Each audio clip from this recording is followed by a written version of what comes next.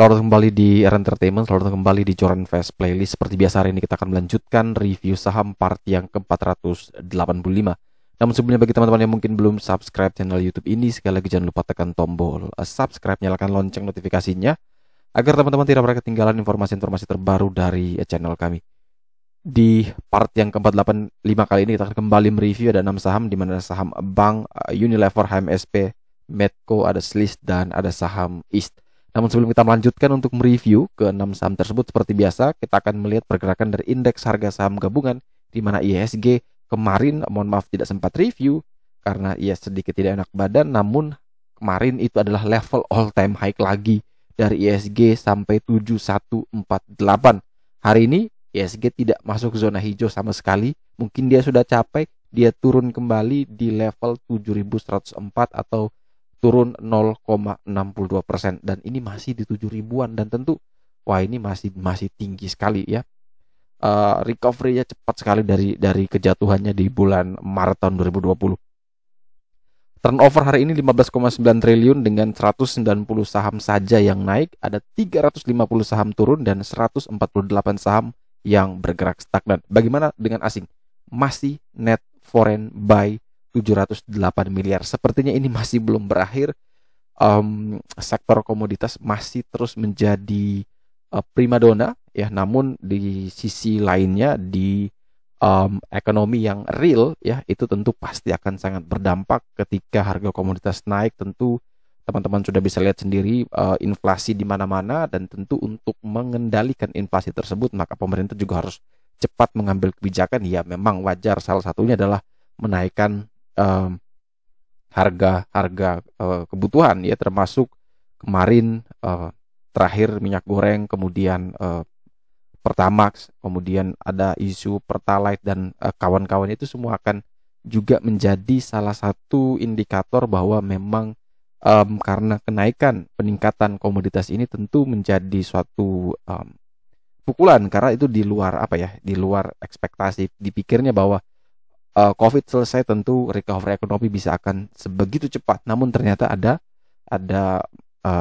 perang lagi dengan Ukraina dan Rusia. Tentu ini bisa menjadi hambatan-hambatan, dan tentu sektor-sektor komoditas masih menjadi andalan di bursa ya. Bagi teman-teman yang mungkin seorang investor atau trader, tentu sektor-sektor komo masih terus bisa dilirik sampai mungkin nanti sudah mulai ada tanda-tanda perdamaian antara dua negara tersebut. Dan itu pun ketika harga koreksi, dan saya yakin bahwa dalam time frame pendek atau dalam tahun ini kinerja dari perusahaan-perusahaan yang ada di sektor komoditas masih dibilang baik. Paling 1-2 tahun itu mereka masih sangat bagus, setelah itu baru mungkin mulai koreksi. Jadi teman-teman, ketika ada perbaikan-perbaikan seperti ini, tentu sektor-sektor yang masih terus bisa dilirik adalah memang di sektor komoditi. Namun kemudian ketika bergerak ke kuartal kedua, kuartal ketiga, tentu kita melihat bahwa nanti akan ada konsumsi besar ya, di mana kita semua sama-sama pulang mudik, sudah boleh mudik, kemudian pasti sektor di consumer goods itu mulai akan kembali aktif. Dan tentu ini baik buat Unilever, baik buat Mayora, baik buat ICBP, INDF, termasuk juga mungkin konsumsi di rokok juga pasti akan naik, di HMSP, di gudang garam dan sejenisnya. Tentu ini teman-teman harus terus pelajari bersama, harus terus mengikuti makroekonomi juga, karena ini cukup atau sangat berdampak pada pergerakan-pergerakan di bursa kita. Jadi ketika semuanya inflasi, tentu mereka akan mulai mencari pasar-pasar emerging market yang baik, dan tentu ini bisa mendorong. Namun selalu hati-hati bahwa market itu bisa keluar ya, dana itu bisa segera keluar dari market kita tanpa kita tahu. Jadi selalu waspada, jangan sampai ketika terjadinya koreksi besar-besaran teman-teman lagi sedang all in, all margin atau pakai utang ya, itu pasti akan sangat-sangat bahaya. Kita masuk ke saham pertama, yaitu saham Bank Aladin Syariah Tbk dengan kode emiten Bank. Ditutup naik 10,57% di level 2510. Bank closing berada di atas area RPK di 2500 ya, bayangkan dia indikator putih itu sudah mulai muncul di 3 hari ya, 3 hari sebelumnya, berarti di saat sini, dan terus meningkat. Hari ini semakin meningkat dan bisa breakout bahkan di RPK. RPK yang menjadi resist paling kuat sekarang menjadi support paling kuat. Jadi selama bank masih bertahan di atas 2500, tentu bank masih menarik karena indikator bundle flow, indikator panel trend ini masih hijau, ini masih meningkat putih ya. Jadi selama dua ini masih di kondisi seperti ini, bahkan kalau misalkan besok putihnya semakin meningkat, tentu masih bagus buat bank. Kuncinya adalah jangan sampai turun di bawah 2500. Kalau teman-teman yang sudah punya barang di bawah ya trailing stop ketat di situ. Kalau memang kena ya sudah, nanti kita ambil kembali. Tapi kalau bisa terus naik, tentu ini teman-teman bisa adjust terus trailing stop. Nah, kemana target untuk bank? Kita coba lihat dari Fibonacci Weekly, di mana Fibonacci Weekly-nya di sini memang dia juga baru break dari level Fibo di sekitaran area 23,6% di 2480-2500. Itu menjadi area yang cukup kuat resist, dan sekarang dia sedang menuju target berikutnya kurang lebih di level 2770. Ini menjadi target sampai ke 3000. Jadi itu menjadi target dari bank. Pastikan betul selama dia masih bertahan ya di atas 2480, di atas sampai 2500, tentu masih aman buat bank. Kalau ternyata teman-teman beli misalkan 2500, 2100, ternyata dia turun, maka cut loss ketika dia turun di bawah 2480. Selanjutnya kita punya Unilever. Dari hari ini Unilever ditutup melemah 2,17% di level 3600. Unilever hari ini panel trend putih ya, ada indikasi pembalikan arah dengan bandar flow ini berwarna merah. Ini juga kita harus cek dari foreign flow, kira-kira foreign flow-nya berwarna apa ya. Kalau memang juga keluar, artinya ya memang confirm bahwa bandar flow, foreign flow sama-sama out gitu. Tapi kalau foreign flow-nya masih berwarna putih atau hijau, tentu itu masih bagus buat Unilever. Tapi nanti teman-teman harus cek juga nih. Nah, bagaimana cara teman-teman cek chart foreign flow, chart atau bandar flow seperti ini ya, teman-teman harus join di Joran Fast Chart System. Teman-teman bisa DM saya di Telegram, nanti saya informasikan bagaimana cara gabung ya. Kalau mau yang berlangganan 40.000 per bulan, kalau mau yang free nanti ada teman-teman harus open account. Nanti teman-teman hanya open account, teman-teman bisa akses chart JCS ini secara gratis selama sebulan. Jadi kalau Unilever teman-teman yang mau membeli, maka pastikan dia bisa kuat minimal ini di sekitaran level 3570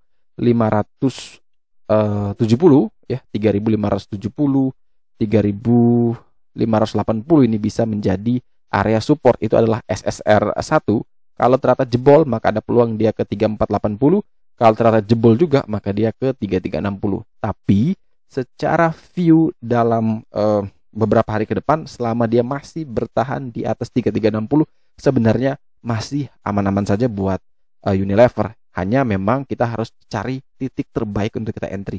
Makanya ada tadi level di sini 3570 boleh, atau bisa di 3480 juga boleh, atau bisa pakai di 3360. Jadi teman-teman bisa sesuaikan nanti dengan kondisi pergerakan dari chart Unilever. Kemudian untuk target kenaikan semua menuju ke area RPK di 3870. Selanjutnya kita ada saham HM Sampurna Tbk, di mana dalam perdagangan hari ini ditutup melemah 1,09% di harga 910. Sebenarnya HMSP ini berada di sekitaran area SPK atau support paling kuat, namun sayang sekali closingnya tidak mampu bertahan minimal sama dengan 915, di mana itu merupakan SPK, sehingga SPK yang menjadi support paling kuat ini sekarang berubah menjadi resist paling kuat. Selama HMSP tidak bisa naik lagi di atas 915, tentu ini buruk buat HMSP, kita jangan dulu entry. Jadi kalau misalkan teman-teman mau membeli, berarti lebih bagus adalah teman-teman menunggu buy on breakout ketika melewati 915.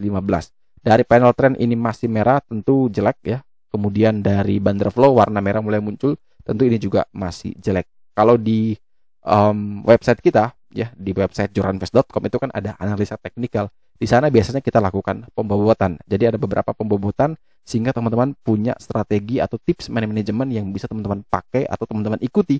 Kalau kondisi chart seperti ini, kira-kira kita buy-nya berapa persen dari alokasi dana, itu kita sampaikan di sana juga. Nah, jadi kalau teman-teman yang mau bergabung juga dan dapatkan summary analisa teknikal apa yang bagus untuk dibeli juga, kemudian berapa belinya, porsinya seperti apa, kalau kita cut loss kira-kira ruginya berapa, kalau misalkan capai target kira-kira targetnya itu kita dapat potensial upside atau rewardnya berapa, itu semua akan ditaruh di websitenya. Jadi teman-teman kalau bergabung di paket blue atau paket gold, silver, platinum, teman-teman bisa akses itu setiap harinya, akan ada info. Selain itu ya di Discord juga akan kita sampaikan terus ya, saham apa yang bagus dibeli akan di calling terus.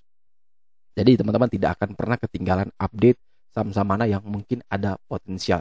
Contoh hari ini di Discord dapat BRMS ya di 222 kalau tidak salah tadi, dia low, sempat naik dulu, kemudian waktu dia koreksi 222 kita calling buy, dan tentu closing hari ini cukup bagus di 240 ya.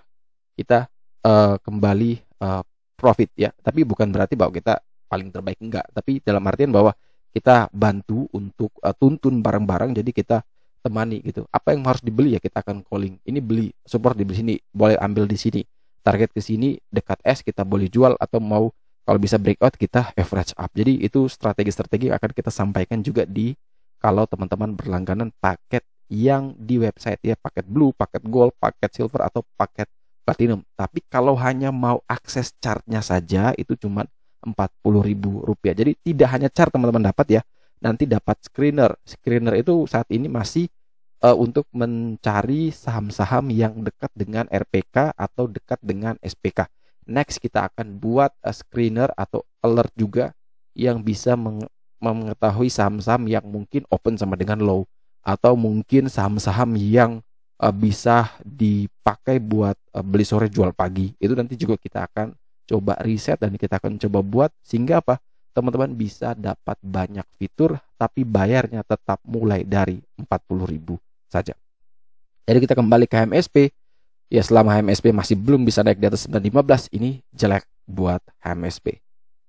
Berikutnya kita ada saham Medco Energi Internasional Tbk, di mana saham dengan kode emiten Medco ditutup melemah 1,77% di harga 555. Kalau kita perhatikan Medco dekat sekali dengan SPK di 560, tentu ini cukup disayangkan closingnya kenapa di 555. Kalau dia bisa closing 560 ya itu bagus juga buat Medco, tapi closingnya di bawah itu tentu ini mulai ragu-ragu. Tapi yang masih mendukung adalah memang indikator merah, kuning ke hijau. Ini kalau di kita kasih bobot 30%. Kemudian dia masih dekat dengan SPK, ini kita kasih 20% ya, karena dia berada di bawah. Kemudian kalau bandar flow ini kuningnya masih meningkat ya, belum melandai. Tentu ini kita masih belum bisa kasih bobot banyak, tapi kita cuma bisa kasih 10%. Nah ini cuma berapa? 60%, 60/100 keyakinan kita. Tapi jauh lebih bagus ketika apa? Ketika Medco bisa breakout dari 560 lagi. Jadi ketika Medco bisa naik di atas 560, tentu boleh buy on breakout 560, 565, target terdekat ke 600, target jauh ke 720, batas CSL di bawah 550. Itu strategi entry-nya. Kemudian pastikan warna kuning ini besoknya mulai melandai, warna hijau tetap stabil di hijau. Nah, sekali lagi, kalau teman-teman tidak update dengan chart ini, tentu teman-teman akan ketinggalan gitu. Bagaimana bisa tahu besok warnanya apa? Nah, oleh sebab itu ya kalau mau bergabung ya silakan saja kontak saya, hanya 40.000 per bulan. Selanjutnya yang menarik adalah gaya abadi sempurna dengan kode emiten SLIS.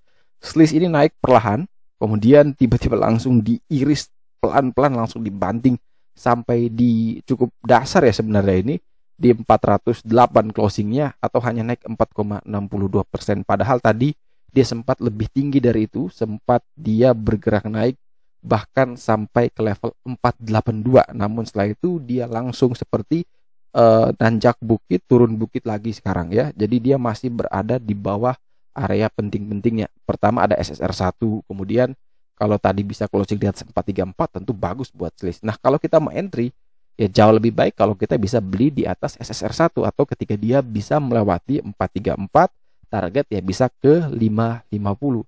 Tapi karena harga saat ini masih di bawah 434, tentu kita tidak berani untuk entry. Walaupun yang menjadi menarik di sini adalah memang warna kuning kemudian muncul putih, dan putih ini cukup signifikan. Ini artinya masih bagus buat squeeze.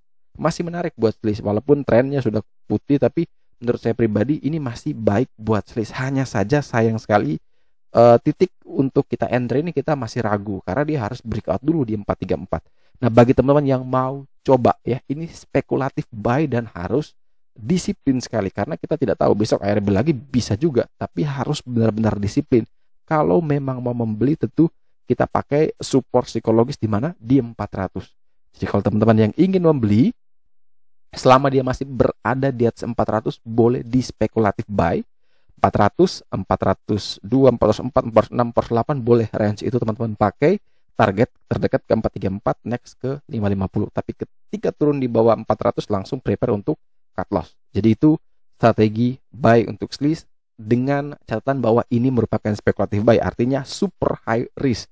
Kita berani spekulatif buy di saat kita harus confirm di 434 karena 434 dengan 408 itu cukup jauh atau masih ada potensi kita bisa cuan. Tentu kita harus coba ambil yang namanya spekulatif buy tadi, yaitu ya teman-teman kalau mau beli ya range-nya tadi 400 sampai 408.